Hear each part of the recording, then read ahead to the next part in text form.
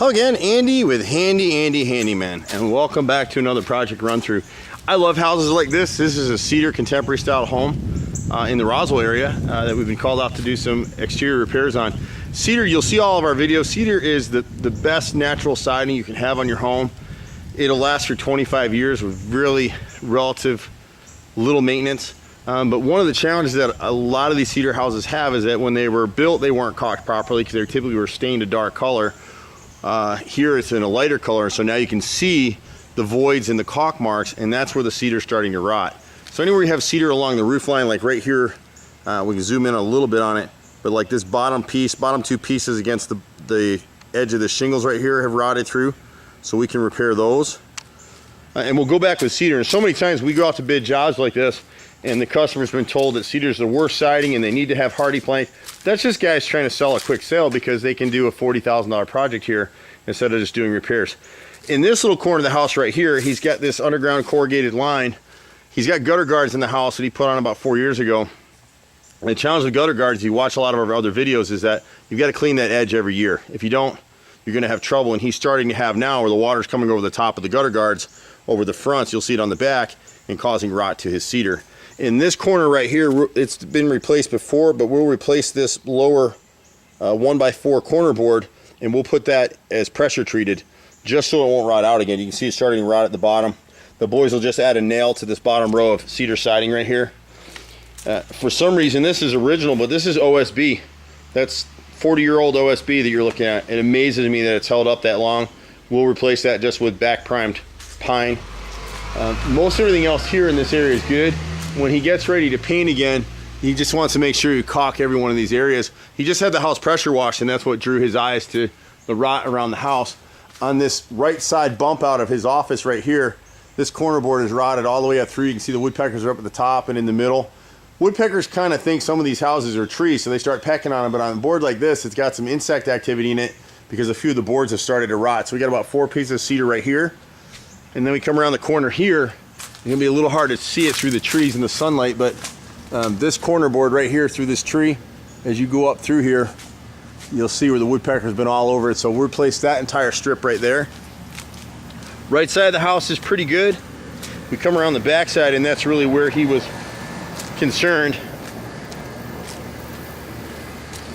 And most of the stuff, what's happened back here is when he added these gutters here, they repaired some rotted wood around the gutter at that time. But normally when you have a gutter like this that abuts any kind of siding or chimney chase, there should be what we call kick-out flashing that bridges the gap between the gutter and the siding.